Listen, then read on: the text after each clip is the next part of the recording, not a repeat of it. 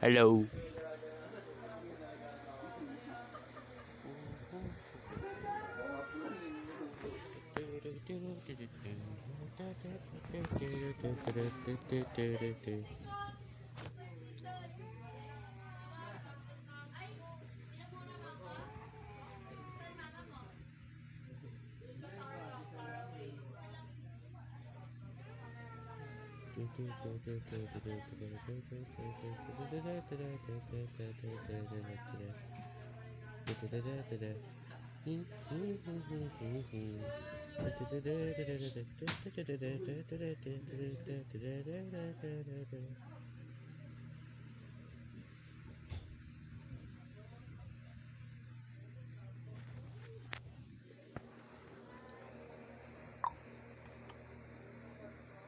I don't know what I'm doing.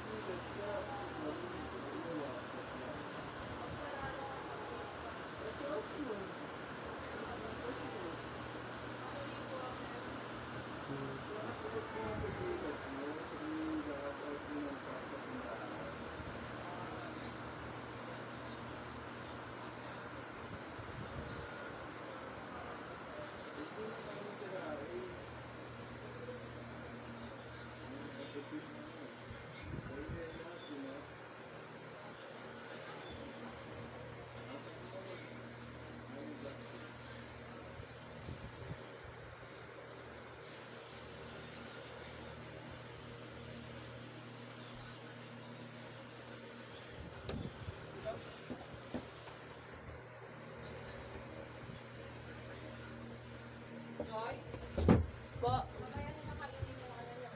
Yung ano po? Po. Oh, yung laxatives? Kasi, oo, yung mga finger na nilagay niya sa akin. Tapos, tapos yung, ano ko yun, period ko talaga WhatsApp ka.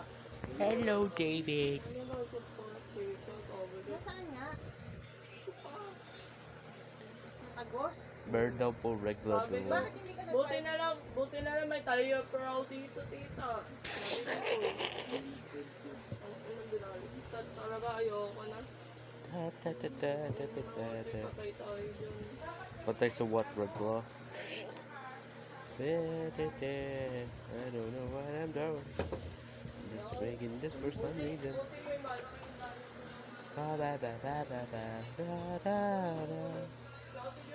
A crappy, dilapidated house. And with only 72 hours to cancel the expensive contract, Brian dodges the man with all of his might. Even when finally caught, Brian stalls him even more until the deadline is finally up. And for this, Quagmire quite rightly knocked Brian's new teeth out. I feel this could have been a real turning point in their relationship if Brian hadn't fucked it up. But we must remember that Quagmire isn't so innocent himself. It turns out that Glenn has a side hustle conning old women out of their inheritance. And when Brian and Stewie find out, Quagmire promises them a cut of one woman's estate if they manage to kill her. But it turns out that this wasn't necessary, as the news report said that she died of natural causes. But Quagmire thinks that Brian still went through with it and makes him hugely scared of the dog, enough to give him his cut with an apology promising never to mess with him again. This promise didn't last long though, when the two went head to head for town mayor. In season 17's Adam West High, Brian runs for office and Quagmire does so too, just to spite him. Let me think. Oh yeah, out of spite. Spite for you. So now their rivalry is exposed to the entire town, and they soon got into mudslinging contests during their debates. Brian finally decides to confront Glenn on his campaign bus, and during their heated argument, Brian tosses a glass at the driver's head. You idiot! He's allergic to getting hit in the head! The bus careens off a cliff, saved only by a branch, so suspended in the air with the looming threat of death, the two have a rare heart-to-heart. They explain why they each wanted to become mayor, Quagmire to have a street named after him, and Brian who just wants free pancakes. Brian then compliments his rival on his intelligence, but Glenn refuses to return the favour. But you have to. I'm not going to say something I don't mean just because your ego needs to hear it. So with the bus about to crash into the depths below at any second, Brian makes a break for it by running towards the top to grab onto a branch, with Quagmire holding onto his waist. The two get to safety, and if you thought that this instant would bring the two together, then you'd be wrong. Brian didn't heal tensions either when he decided to date Ida again. After their one-night stand together a few seasons back, Brian starts seeing her again, soon becoming an official couple. They're happy, and everyone's happy for them, all except for Quagmire. And things only get worse when Brian starts to play daddy. He's not my dad. I already have a dad. He's my mom. So Quagmire then gives Ida an ultimatum, him or the dog. And Ida, not wanting to lose her son, decides to break up with Brian. And in my opinion, this was a total dick move on Quagmire's part, hugely discounting Ida's happiness in order to save his feelings. But I guess to be fair, who would be happy with their parent dating a dog? Although Quagmire is listed at length all the way he hates Brian, I think he left the biggest reason why off his list. He's a cat person. And as dogs are their natural enemies, I believe this forms a huge part of why Quagmire dislikes his neighbour's pooch. Quagmire loves pussycats so much, he once opened up his own cat cafe in Season 18's Cat Fight. But Brian the Buzzkill sets out to close it down, forcing Glenn to put down all of his beloved kitties. And when they next see each other, they finally release years of pent-up anger. But when Brian is run over, a concerned Glenn comes to his aid. And it's here where Brian apologises and Quagmire opens up and finally becomes vulnerable. They actually seem to make it up here, and Quagmire even takes Brian for a nice little walk. Finally, a real turning point for the pair.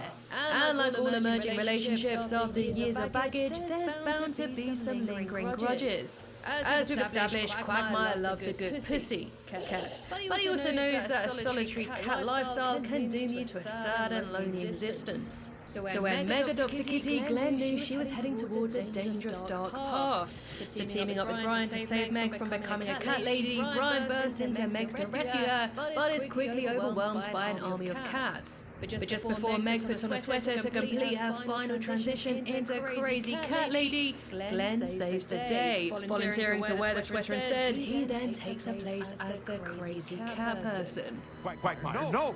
It's okay, Brian. I'm already gone. Yes, Quagmire is a cat person through and through, but he's also a hound dog. As he would say and do anything just to get into a lady's pants, including pretending to like dogs, which was the case in Season 20's Must Love Dogs. In it he meets a beautiful woman called Carrie, and the only downside is that she loves dogs. So to keep up with the charade, Glenn asks Brian to be his pet. There are not enough tennis balls in the world for me to have 6. I'll do it. And Brian doesn't commit from the kindness of his heart, but more to have a front row seat for when it all eventually crashes and burns, speeding things up by presenting Carrie with an engagement ring, apparently from Glenn. Carrie then moves in with her many rescue pups, which is basically Quagmire's worst nightmare. But the charade finally ends when the dogs get loose during their engagement party, and Quagmire finally blows up and reveals the truth, leading Carrie to dump him for lying. As a gloating Brian revels in Glenn's misfortune, Quagmire vows revenge. So the very next day, Glenn sends Seamus over to Brian's and gets him to read out his massive screenplay. Quagmire asks for Brian's help again in Season 21's The Stowaway. When Quagmire flies to Paris, he finds Stew in his luggage because he was